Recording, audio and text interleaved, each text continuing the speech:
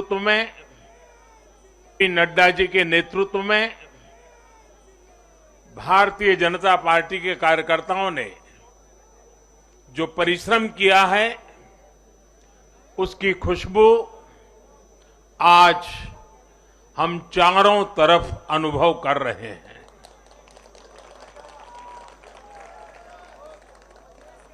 जहां भारतीय जनता पार्टी प्रत्यक्ष नहीं जीती, वहां भाजपा का वोट शेयर भाजपा के प्रति स्नेह का साक्षी है। मैं गुजरात और हिमाचल और दिल्ली और जनता का बहुत विनम्र भाव से आभार व्यक्त करता हूं। भाजपा के प्रति ये स्नेह देश के अलग अलग राज्यों के उपचुनाव में भी दिख रहा है। यूपी के रामपुर में भाजपा को जीत हासिल हुई है। बिहार के उपचुनावों में भाजपा का प्रदर्शन आने वाले दिनों का स्पष्ट संकेत कर रहा है। मैं आज चुनाव आयोग का भी अभिनंदन करता हूं, उनका आभार व्यक्त करता हूं। और ये चुनाव के दरमियान एक बहुत बड़ी बात जिसकी चर्चा होनी चाहिए थी, जहां तक मेरी जानकारी है, एक भी पोलिंग बूथ में रीपोलिंग करवाने की नौबत नहीं आई है।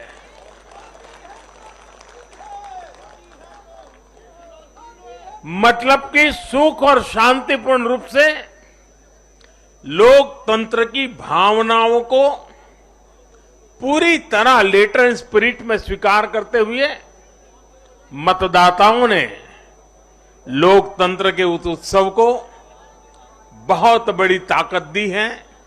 और इसके लिए भी चुनाव आयोग अभिनंदन का अधिकारी है। इस चुनाव में हिस्सा लेने वाले हर राजनीतिक कार्यकर्ता को, हर दल को भी मैं साधुवाद देता हूं। साथियों, आज मैं हिमाचल के हर मतदाता का भी बहुत बहुत आभारी हूं। जैसे अभी नड्डा जी बता रहे थे, हिमाचल के चुनाव में 1% से भी कम अंतर से ये हार जीत का फैसला हुआ है। 1% से भी कम। इतना कम अंतर से हिमाचल में कभी नतीजे नहीं आए हैं। हिमाचल में हर 5 वर्ष में सरकारें बदली हैं, लेकिन हर में जब बदलाव हुआ है, कभी 5%, कभी 6%, कभी 7%। जीतने वाले और हार वाले के बीच में अंतर रहा है। इस बार 1% से भी कम। इसका मतलब है कि जनता ने भी भारतीय जनता पार्टी को विजय बनाने के लिए भरसक प्रयास किया है। मैं हिमाचल की जनता को आश्वस्त करता हूं कि भाजपा भले ही 1% से पीछे रह गई, लेकिन विकास के लिए हमारी प्रतिबद्धता 100% रहेगी।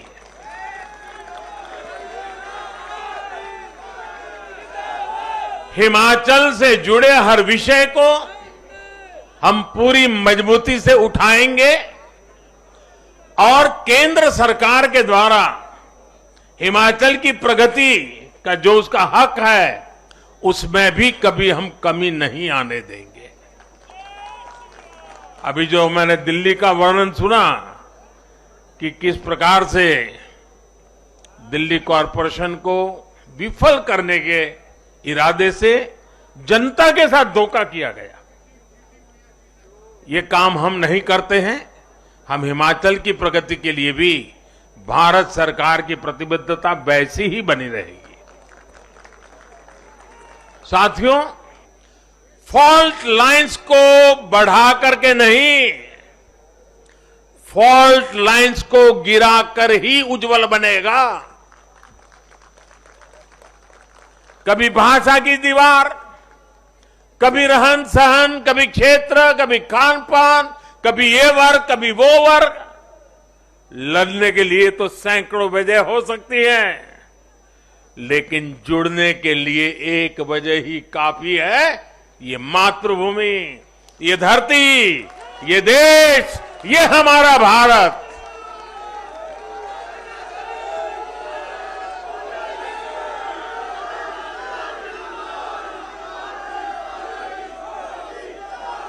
जीने के लिए और मरने के लिए इससे बड़ी वजह कोई और नहीं हो सकती। इसलिए हमें देश प्रथम, इंडिया फर्स्ट की भावना के साथ आगे बढ़ना है। साथियों, मुझे खुशी है कि आज भारत के गांव हो या शहर, गरीब हो या मिडिल क्लास, किसान हो या श्रमिक, सभी की पहली पसंद भाजपा है।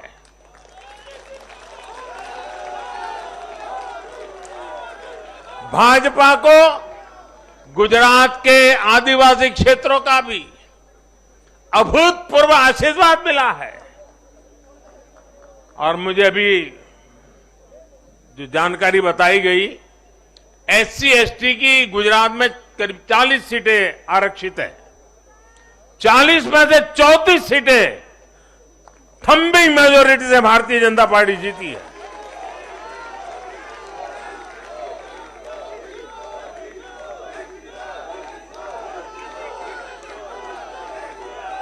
आज आदिवासी भाजपा को अपनी आवाज मान रहे हैं।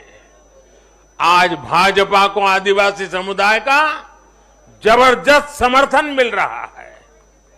इस बदलाव को पूरे देश में महसूस किया जा रहा है। ऐसा इसलिए हो रहा है क्योंकि दशकों तक जिन आदिवासियों की आकांक्षाओं को नजरअंदाज किया गया, वो अब देख रहे हैं कि भाजपा लगातार उनकी उम्मीदें पूरी करने में जुटी है। ये भाजपा ही है जिसके प्रयासों से देश को पहली आदिवासी राष्ट्रपति मिली है। ये भाजपा ही है जिसने आदिवासी कल्याण के लिए बजट बढ़ाया और आदिवासी क्षेत्रों में विकास को रफ्तार दी। भाजपा सरकार ने ऐसे अनेक कदम उठाए हैं जिससे आदिवासी समुदाय के लोगों को आर्थिक रूप से मजबूत बनाया जा रहा है। देश भर में आदिवासी स्वतंत्रता सेनानियों के म्यूजियम बनाकर भाजपा आजादी के उन वीर योद्धाओं को सम्मान दे रही है। भगवान बिरसा मुंडा के जन्मदिन को भाजपा सरकार में ही जनजातीय गौरव दिवस घोषित किया गया है। हमारे इन प्रयासों ने आदिवासी युवाओं को उनके स्वाभिमान को ऊंचा किया है। आज भाजपा आदिवासियों को सशक्त करने के लिए हर संभव प्रयास कर रही है। साथियों, आजकल हर चुनाव नतीजों के बाद ये चर्चा भी बहुत होती है कि देश की माताएं, बहनें, बेटियां भाजपा पर इतना आशीर्वाद क्यों बरसाती है।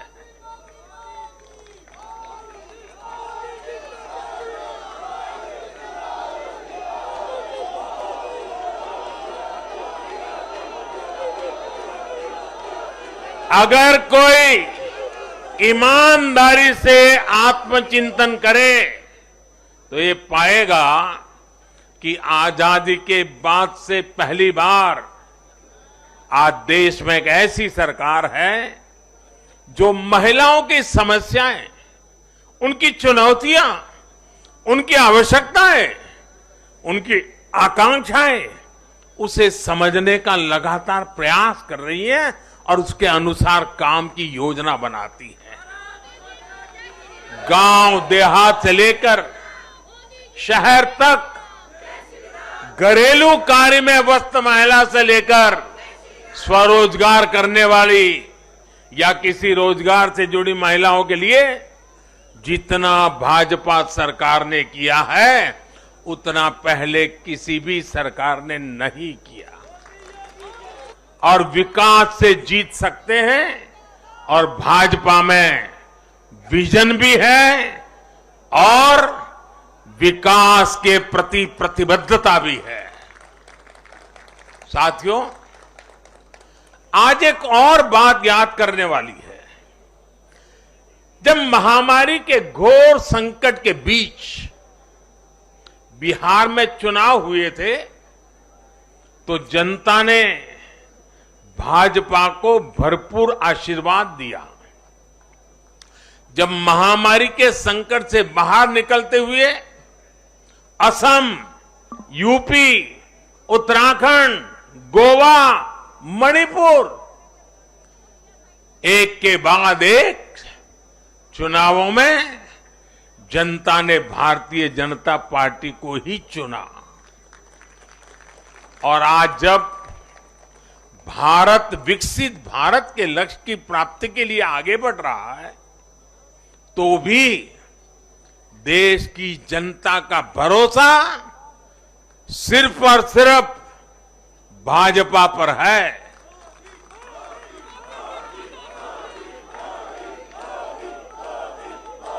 मैं बड़े बड़े एक्सपर्ट्स को भी ये याद दिलाना चाहता हूं कि गुजरात के इस चुनाव में भाजपा का आह्वान था, विकसित गुजरात से विकसित भारत का निर्माण। गुजरात के नतीजों ने सिद्ध किया है कि सामान्य मानवी में विकसित भारत के लिए कितनी प्रबल आकांक्षा है। संदेश साफ है, जब देश के सामने कोई चुनौती होती है तो देश की जनता का भरोसा भाजपा पर होता है। जब देश पर कोई संकट आता है तो देश की जनता का भरोसा भाजपा पर होता है। जब देश बड़े लक्ष्य तय करता है तो उनकी प्राप्ति के लिए देशवासियों का भरोसा भाजपा पर होता है। जब देश की आकांक्षाएं चरम पर होती है तो भी उनकी पूर्ति के लिए देश की जनता का भरोसा भाजपा पर ही होता है। साथियों, भाजपा के आज हम जहां पहुंचे हैं, राज्यों में हो, स्थानीय स्वराज्य की निकायों में हो या केंद्र में हो, ये ऐसे ही नहीं पहुंचे हैं। 5 पीढ़ियां जनसंघ के जमाने से तपस्या करते हुए परिवार के परिवारों खपते रहे।